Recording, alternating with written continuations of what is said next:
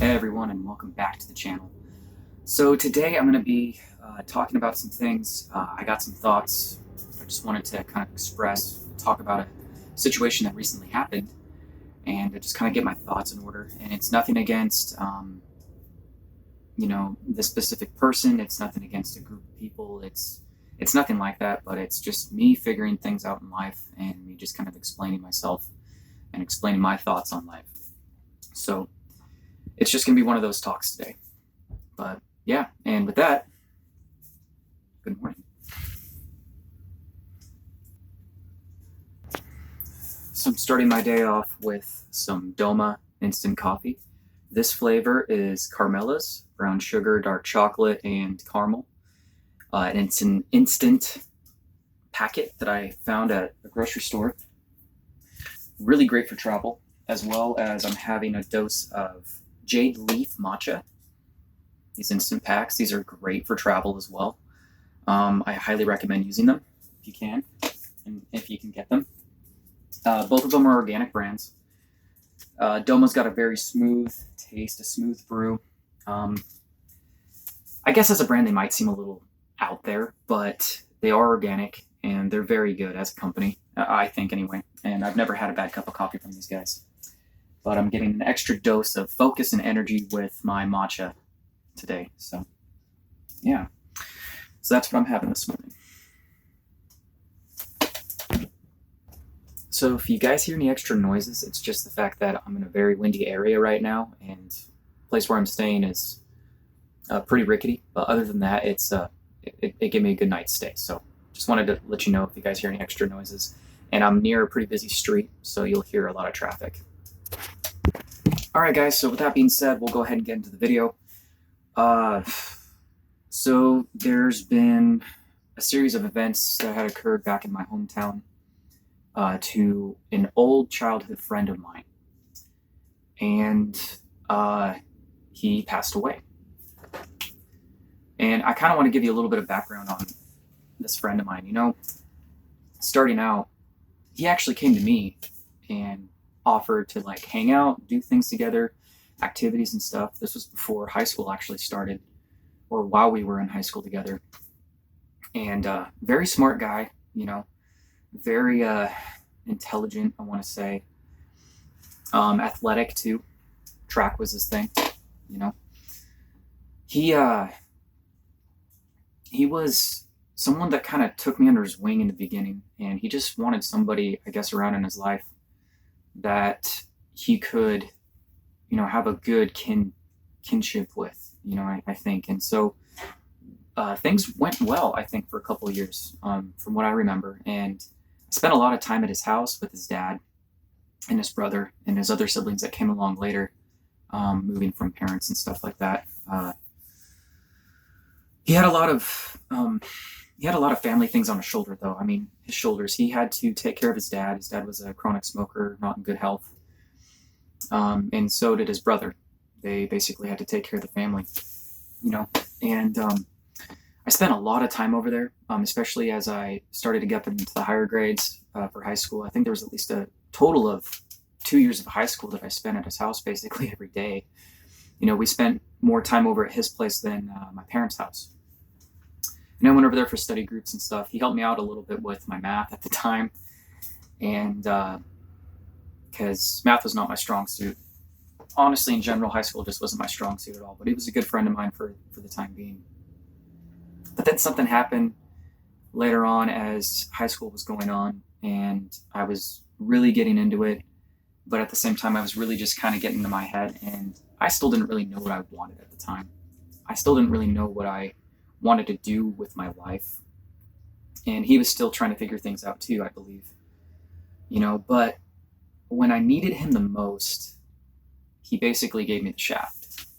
He made excuses saying that he had too much studying to do. He was busy with his girlfriend. I didn't have a girlfriend. I just had friends. You know, I never dated in high school. And I just went about my life, you know, just socializing and having those events in my life that every typical kid goes through in high school, you know. And so he basically gave me the shaft, and I never saw him really after that. as high school went on. I saw him here and there, but he just basically said that he didn't have time. And to me, when I needed him the most, when I needed my friend the most, he basically abandoned me. And I felt like that was that. I felt like that was the end for me and my friend. So I proceeded to make new friends. I got involved with the wrong crowd. Long story short, we just kind of lost touch with each other towards the end of our high school careers and such. Now, after high school, after things, after we were living our own lives, we were working and such like that, coming into adulthood, there's a few vacant times where he came into my life again, either stopped by and see my mom. I'd seen that he'd grown very arrogant. He did have very good grades in high school, but he also kind of came off as a know-it-all, and anytime I tried to explain something from what I was able to understand and perceive, he would just kind of trump it, and I just really couldn't have a conversation with him after that, or really any time that I had seen him. And when he would come to visit, he liked to see my family, liked to talk to my mom and see her, But some other aspects of his life, though, too, that I didn't really know and that I kind of knew about is that he did struggle with depression a little bit. And so he did try to rekindle things. And, I felt like for me, my own personal sanity, my own mental health, my relationship status with people, and the kind of people that I wanted in my life, I didn't want to be treated like that. I didn't want to be, treated in a demeaning way or in an arrogant way where he's not going to even hear my insights and hear my views and opinions of life. So then, long story short, as far as my friend goes, he ended up meeting somebody. They got married, I believe, and they traveled the country. I was nothing but happy for him when I saw him the last time that I saw him. And then he also had a family. He has 3 kids. And they traveled the country, and then they went back to my hometown and settled down there. And, I don't know why men, why men fail in life, or why depression kills, or like why men commit suicide. But recent events, I guess this last week or so, my friend had taken his life, and he's leaving behind a wife and 3 kids. And leading up to that point, roughly what I gathered from the story, and like I had mentioned earlier, he, has struggled with depression as well. I guess him and his wife were having problems, and she might have been fooling around behind his back. I don't know if that was true or not. I'm not trying to spread rumors or, misspeak on any terms here, but they were having their own problems, I guess.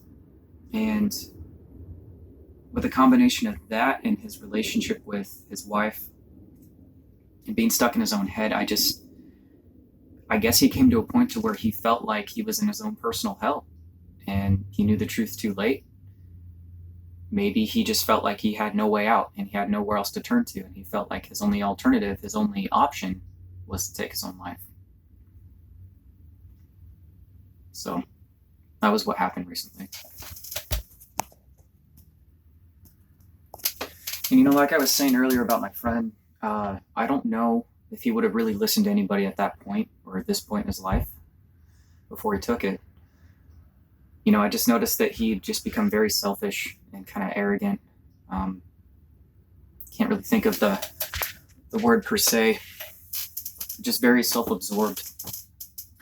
And I don't know what his whole situation was with his family, but I know that those kids are going to be very heartbroken, not having a dad in their life. A very key element in a son or daughter's life, I believe.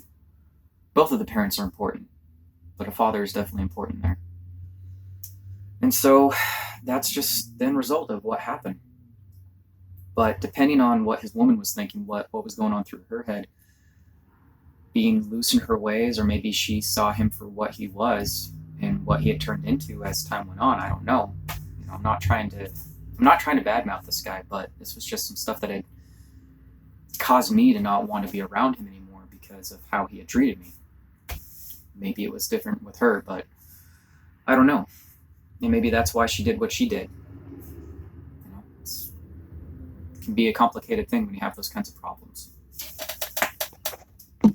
And with me just trying to get my thoughts in order here, I just wanted to say this. I think the reason why men commit suicide is because they've in a way created their own hell and they feel like that there's no way out.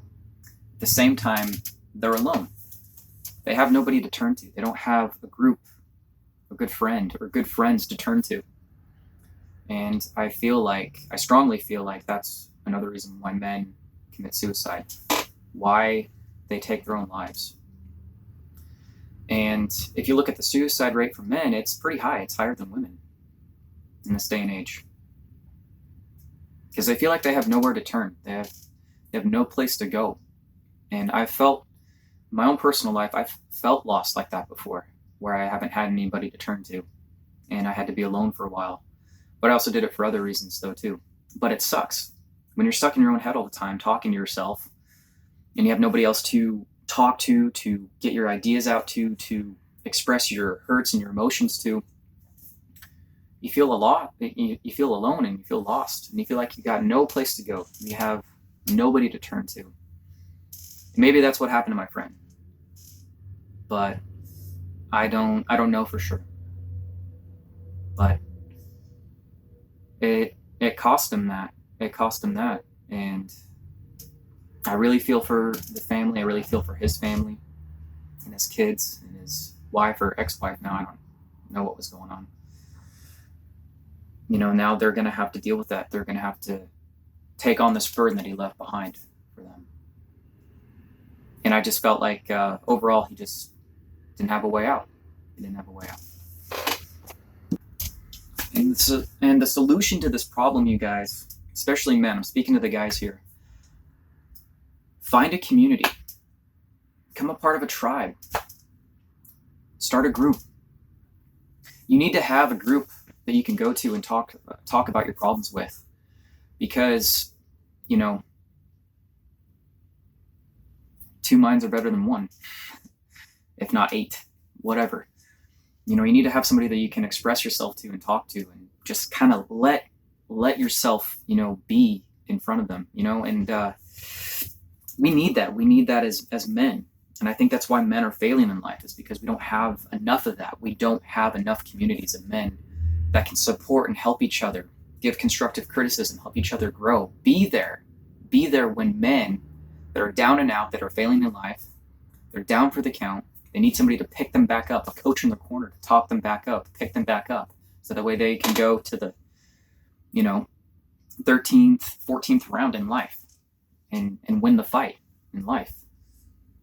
And I just feel like it's needed. It's definitely needed. And I hope that in some way I can provide that, with this channel and with any other ventures that I want to pursue in the future. And so, this is also a result of what self-absorption, selfishness, arrogance can lead to, what depression can cause a person to do when you're stuck in your own head. But also, if men are alone, if men have nobody else to turn to, if men don't have a community to go to. And that's why I feel that this is important. I feel like that this is a very important message for men. And so I think that's why my friend took his own life. But I know that he's in a better place. And I hope that he's just not suffering anymore like he was here in this life. And so that I just hope that, he found some peace in the next. With all that being said, there's going to be a funeral in my hometown. I don't know if I'm going to be able to make it. I would like to go just out of consideration for his family and the family to, pay my condolences and just be there. I'm going to see a lot of people from my hometown that I grew up with, some people from high school, some people that moved away and came back, things like that. But If I do go, I'll go for those reasons, not just for the reasons of where our relationship kind of had a fallout. You know, I don't really have any other reason to go other than just giving my condolences. But if I can, I'll try and make it. It's just going to be hard for me because I don't live in that town anymore. So, but we'll see what happens. We'll see what happens. And with that, guys, that's just going to wrap up the video. I just wanted to talk about these thoughts that I was having about, why men commit suicide, why men fail in life, why depression kills. I'm not sure what I'm going to call this video yet, but you guys will see the title when I get this uploaded. And, my condolences to the family. I really feel for them. It's a tragedy. I don't ever wish for anybody to take their own life. Even though me and him, didn't have a relationship anymore. We weren't in touch anymore. We weren't close anymore. That would have been the last thing I would have wanted him to do. I would have never wished that on him. So, but that's going to be it for the video. I got to go ahead and eat breakfast, and I got to get on the trail. I got places to go. So if you guys are just finding me on YouTube, don't forget to subscribe for more content. And this will wrap up my video and this message that I have for men. Don't be alone, you guys. Find a group, find a community of men that you can confide in, and that can help you grow and get unstuck in life. Hope you guys have a good morning. Talk to you soon.